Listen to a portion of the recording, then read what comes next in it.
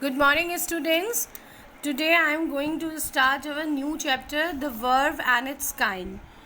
Verb जिसे हिंदी में क्रिया कहते हैं, तो पहले हम इसकी डेफिनेशन को देख लेते हैं. A verb is a word used to express an action, state और positions. यानी क्रिया वह शब्द जिससे किसी कार्य के करने या होने का बोध हो या पता चलता है, उसे हम वर्ब कहते हैं. जैसे देखिए एग्जाम्पल है. फर्स्ट, ही केम बिफोर अस. ही केम बिफोर अस, वो हमारे सामने आया था. बिफोर मतलब उसने क्या काम किया, क्या क्रिया हुई है कि वो केम आया था. तो जो ये अंडरलाइन करा हुआ है, तो ये किस चीज़ को दिखा रहा है, क्रिया को. सेकंड है, the boys are eating food. Boys food खा रहे हैं. ईटिंग, तो क्या काम, किस चीज़ का काम हो रहा है, ईटिंग का. तो ये दोनों क्या है, ये एग्जाम्पल हैं जो वर्ब को क्या कर रहे हैं, ये वर्ड्स जो वर्ब को बता रहे हैं. अब देखिए जो एक्शन हमारा होता है, यानी जो हम कह रहे हैं action words are called verb. तो जो एक्शन होता है वो दो प्रकार के होते हैं एक्शन. एक तो होता है फिजिकल एक्शन और दूसरा होता है मेंटल एक्शन. फिजिकल एक्शन में क्या क्या आता है, जो मतलब जिसमें हमारे हाथ पैरों से वर्क होता है. फिजिकल एक्शन में जैसे सिंग है, रन है, डांस है, ये सब फिजिकल एक्शन है. सेकेंड है मेंटल एक्शन, मिस यानी किसी को मिस करना, रिमेंबर, ईटीसी. अब जो ये फिजिकल एक्शन है, पहले तो फिजिकल एक्शन को करने में हमारे हाथ पैरों का मूवमेंट होता है. जैसे सिंग कर रहे हैं तो हाथ और पैर का भी मूवमेंट होता है ना. रन है, दौड़ रहे हैं या डांस कर रहे हैं, इसमें हमारा क्या है, फिजिकल एक्शन कहेंगे, क्योंकि इसमें हमारे हाथ पैरों का मूवमेंट होता है. तो इसे क्या, तो ये क्या है, फिजिकल एक्शन है. और ये विजिबल होते हैं, जिन्हें मतलब जो दिखते हैं वो विजिबल एक्शन भी कहते हैं, होते हैं ये, और फिजिकल एक्शन में आते हैं. फिर देखिए मेंटल एक्शन क्या है. मेंटल एक्शन वो होते हैं जो विजिबल नहीं होते हैं, जिन्हें मतलब कि जो दिखा मतलब कि मतलब जिसमें हमारे हाथ और पैरों का यूज़ नहीं होता है. अब हम किसी को मिस कर रहे हैं, है ना, और रिमेंबर या किसी को याद करना, ये सब किस में आ जाता है, हमारा मेंटल एक्शन में आ जाता है. अब देखिए जो मैंने एक्शन, ये फिजिकल एक्शन जो आपको मैंने बताया था ना, तो इसमें इसे ना जैसे डायनेमिक वर्ब का, यानी गतिशील क्रिया भी कह सकते हैं. यानी कि समथिंग दैट इज़ चेंजिंग और मूविंग, यानी वो चीज़ें जिसे करने में हमारे हाथ पैर हिलते हैं या मूवमेंट हो, उसे हम डायनेमिक वर्ब या फिर फिजिकल एक्शन के अंदर ही ये सब आता है. डायनेमिक वर्ब भी वही हुआ. राइट है, जैसे डांस है, स्विम है, तो ये सब क्या हो गया हमारा डायनेमिक वर्ब. और एक हमारा होता है ना स्टेटिव वर्ब, जिसे हम स्थायी अवस्था कहते हैं. स्थिति या अवस्था वर्ब क्रिया कहा जाता है. जैसे कोई एक्शन, इसमें जो कोई एक्शन है वो उसका एक्शन का वर्ब नहीं होता, यानी कि जो हमारे इमोशन, थॉट और जो पोजीशन है, सेंसेस, ये संबंधित होता है, सेंसेस से संबंधित होता है. और जो नाउन और प्रोनाउन की स्थिति को बताता है.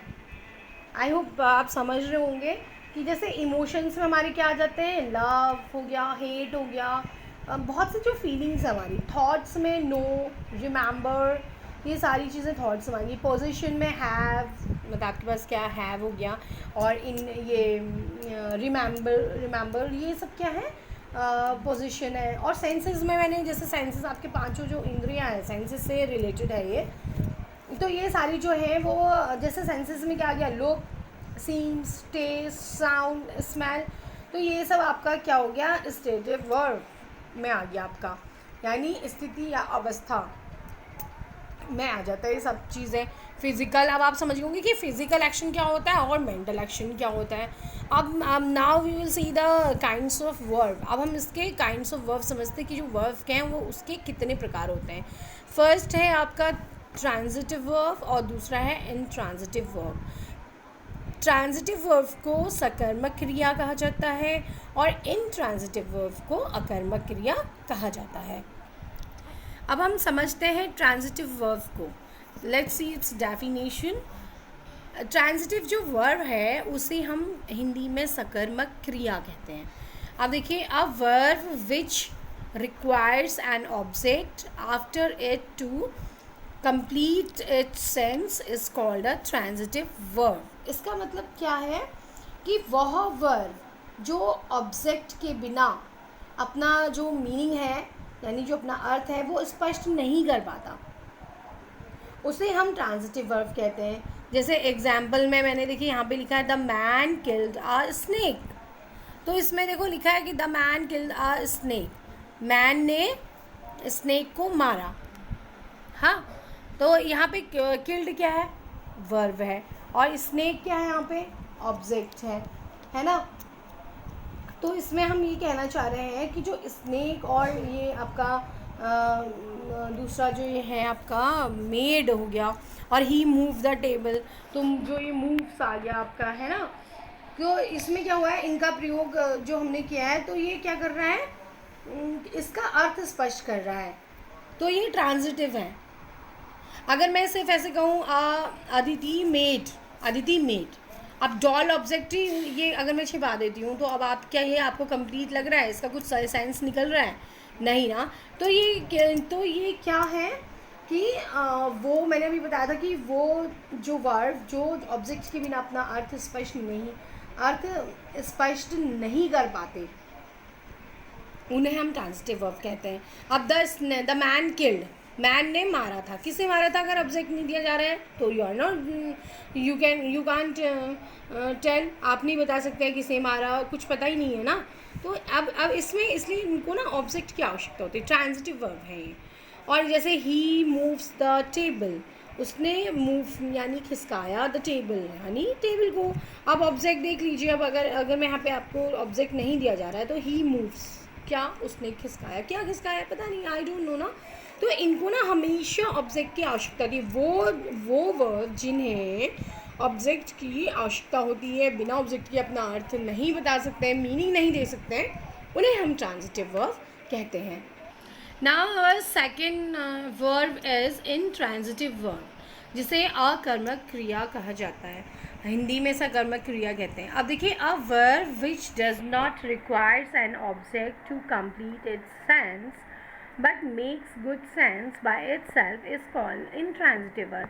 यानी वो verb which does not requires an object, जिन्हें किसी ऑब्जेक्ट की ज़रूरत नहीं होती है, टू कंप्लीट इट्स सेंस यानी अपना सेंस देने के लिए किसी भी ऑब्जेक्ट की ज़रूरत नहीं होती है, बट मेक्स गुड सेंस, और ये ऐसे ही एक अच्छा सा सेंस बना लेते हैं बाय इटसेल्फ, मतलब खुद ही. तो इसे हम क्या कहते हैं, अकर्मक क्रिया. अब एग्जाम्पल देखिए, द मैन डाइड, जो आदमी था वो मर गया, तो उसे हमें पता चल गया ना, ये कंप्लीट सेंस है, उसने कंप्लीटली दे दिया कि हाँ आदमी मर चुका है. सेकेंड है द गर्ल स्माइल, जो लड़की थी वो मुस्कुराई थी, तो हमें पता चल गया, इसे कंप्लीट है ये सेंस. अब आप नहीं कह सकते कि ये इनकम्प्लीट है ना, क्योंकि इससे हमें पता चल रहा है पूरी बात का. द बेल रैंग, बैल बजी, तो इससे भी हमें क्या पता चल रहा है कि ये जो है बेल रैंग हुई है, मतलब बैल बज चुकी है. तो ये क्या है, इंट्रांजिटिव वर्ब है. अब आप समझ रहे होंगे ना ट्रांजिटिव क्या होता है और इंट्रांजिटिव क्या होता है. ट्रांजिटिव वर्ब क्या होता है, जिन्हें ऑब्जेक्ट की ज़रूरत थी उन्हें हम ट्रांजिटिव वर्ब कहते हैं. और इंट्रांजिटिव वर्ब क्या होते हैं, जो वह वर्ब जो अपना जो अर्थ स्पष्ट करने के लिए, मीनिंग देने के लिए ऑब्जेक्ट नहीं लेते हैं, उन्हें इंट्रांजिटिव वर्ब कहते हैं, है ना. इसके बहुत से एग्जाम्पल मैं आपको एक और दे देती हूँ. द सन शाइन्स, सूरज जो है वो शाइन करता है. तो अब आपको पता है ये कंप्लीट सेंस है, इसे हम कंप्लीटली इसमें क्या किया गया है, बताया गया है. तो आप समझ रहे होंगे वो वर्ब जिन्हें ऑब्जेक्ट की ज़रूरत होती है उन्हें ट्रांजिटिव वर्ब कहते हैं, और वो वर्ब जिन्हें ऑब्जेक्ट की ज़रूरत नहीं होती है अपने सेंस को कंप्लीट करने के लिए, उन्हें इंट्रांजिटिव वर्ब कहते हैं. और जो इंट्रांजिटिव वर्ब होते हैं वो उन्हें ऑब्जेक्ट की ज़रूरत तो नहीं होती है, लेकिन वो अपना जो सेंस है वो कंप्लीट कर लेते हैं. यानी वो उनकी बातों से ऐसा मतलब वो सेंटेंस पढ़ के आपको नहीं लगेगा कि वो इनकम्प्लीट है या फिर मीनिंग नहीं दे रहा है. सो स्टूडेंट, आई होप आप इन जो वर्ब है और इसके जो काइंड्स हैं इसको समझ गए होंगे अच्छी तरह. और लेकिन आपको ये चीज़ समझ में तभी आएगी जब आप इसको ना खुद ही पढ़ेंगे.